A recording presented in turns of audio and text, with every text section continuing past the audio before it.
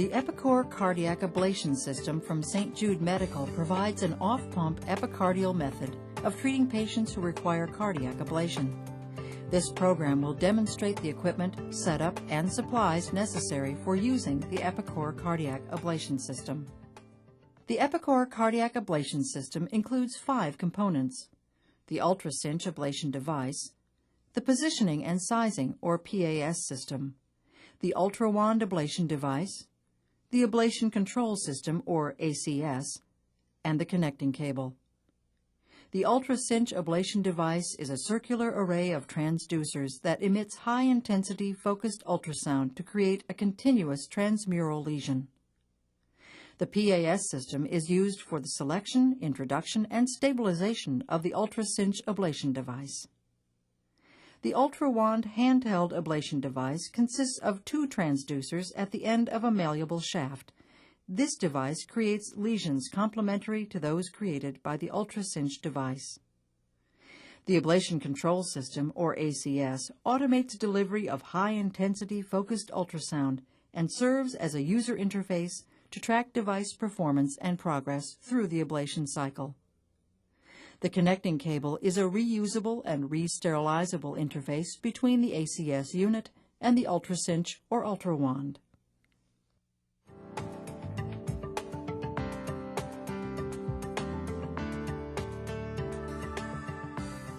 Prior to beginning an Epicor procedure, you will need to move the ablation control system into the operating room and prepare it for use. The ACS unit can be positioned near the head or the foot of the table, depending on physician preference.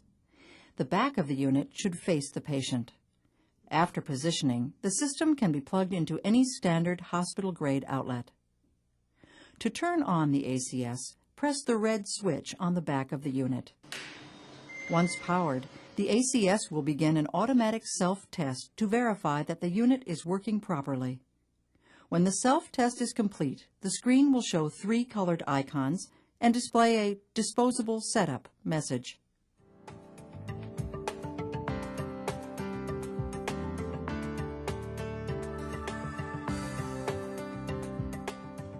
To begin the procedure, you will need to connect and secure the connecting cable. The connecting cable is sterile and should be placed in the sterile field prior to the start of the procedure. It is recommended that a second sterile connecting cable be available as a backup in case the sterility of the first cable is compromised. To attach the connecting cable to the ACS, pass either end of the cable from the sterile field to the circulating nurse. Insert the end into the ACS, making sure that the arrows are facing up and pointing toward the unit. Push firmly to establish a solid connection. Once connected, the ACS will verify the connection and the connecting cable icon will change to gray. Do not proceed until this step has been completed. The end of the connecting cable must be kept clean and dry on the table and should be covered with a sterile towel throughout the procedure. This is essential to protect the electrical components of the connector. To avoid contamination of the connecting cable during setup or the procedure, make certain it is securely attached to the sterile field. Once the cable is connected and the ACS is positioned, you should set the wheel brakes on the machine.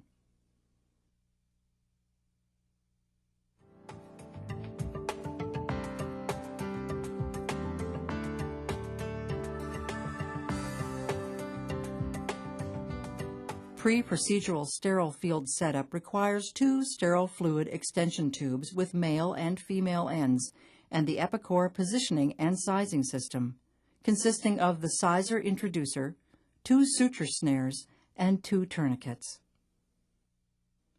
To prep the tubing, raise the IV pole located on the back of the ACS, tightening the fastener to secure it.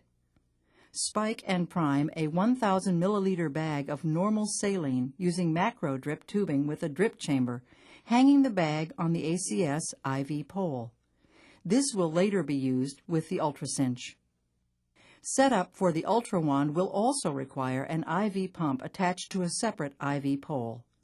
Spike and prime a 500 milliliter bag of normal saline and set the pump to a rate of 120 milliliters per hour. This completes the pre-procedure setup.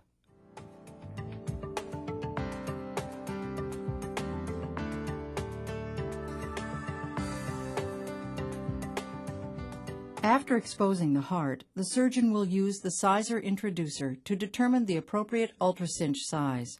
These sizes can range from 8 to 14 transducers.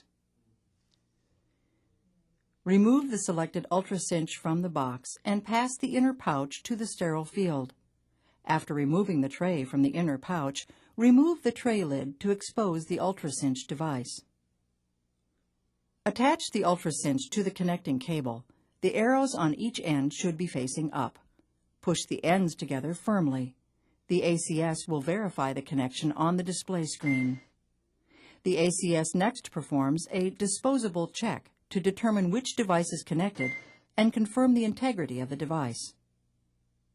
Once the connections and device are verified, pass the female end of the fluid extension tube from the sterile field. Attach that end to the saline line and prime the extension tubing, leaving the stopcock open and allowing saline to flow freely. The opposite end of the tubing is then attached to the lure lock connector on the ultracinch manifold.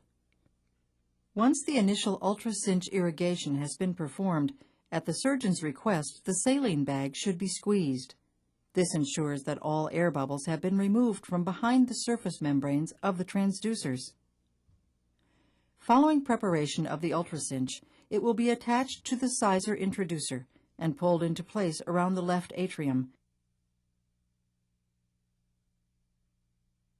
then secured with the 2 tourniquets. The system is now ready to begin the ablation cycle. Prior to starting the ablation cycle, the surgeon will verify the following. The ultracinch device is properly positioned. The appropriate dose of heparin has been given to the patient. The TEE probe has been pulled back to the cricopharyngeal junction, and the saline bag is 30 inches above the patient's left atrium, and saline is flowing freely with no kinks in the tubing. With these items verified, you are ready to begin the ablation cycle.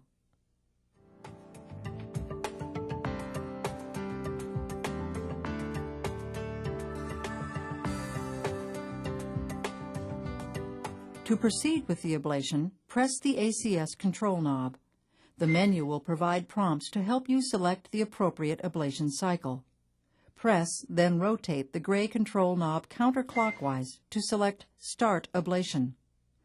When this cycle is selected, confirm that the surgeon would like to initiate the ablation cycle. Upon confirmation, press the gray control knob to activate the ablation. The ACS will automatically initiate a pre-programmed ablation cycle. The cycle consists of 3 separate treatment stages. The first stage is deep ablation. During this stage, each transducer emits pulsed acoustic energy in sequence. This continues for 5 rotations.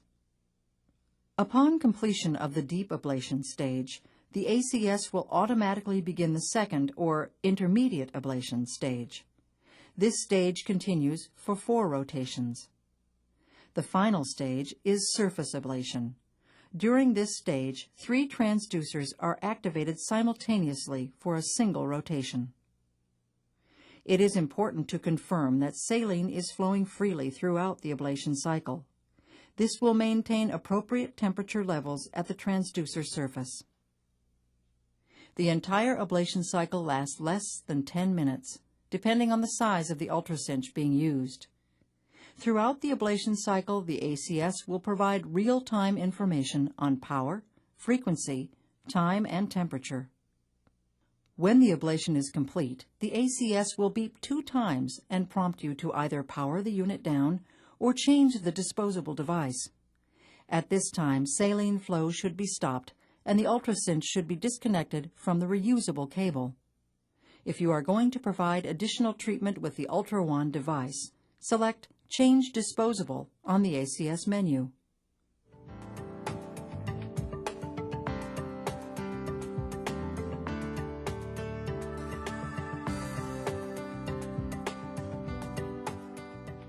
To use the Ultra Wand, pass the device onto the sterile field.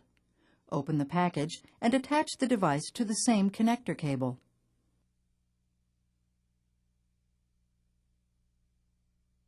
As with the UltraCinch device, the ACS will verify the connection by switching the icon to gray. The ACS next performs a disposable check to determine which device is connected and confirm the integrity of the device. Once the connections and device are verified, you can pass the female end of the fluid extension tube from the sterile field.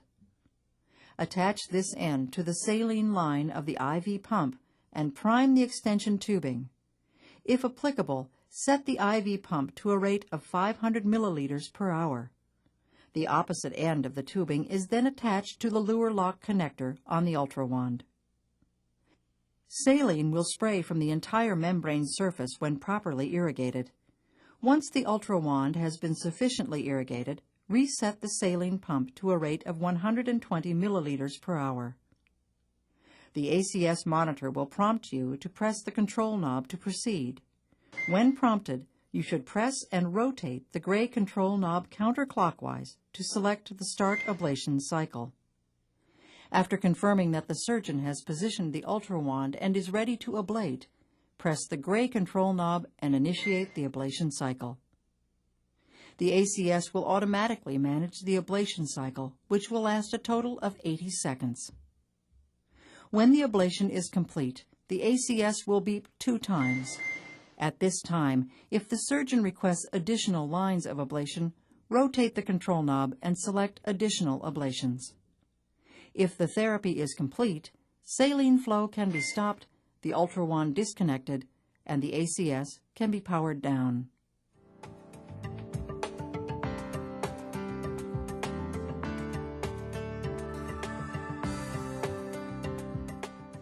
To power down, press the control knob. The screen will prompt you to turn the power switch to off. Unhook the connecting cable by lifting the gray handle and pulling the cable end from the ACS receptacle.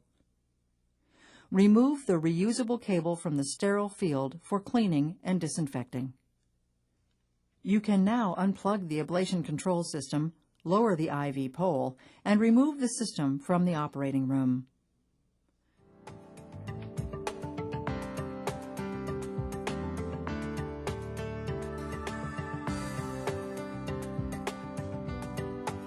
Cleaning and care of the connecting cable is very important to preserving the proper function of the Epicor system and longevity of the cable.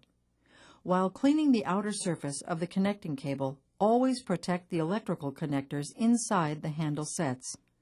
Even a small amount of liquid can affect functionality of the cable.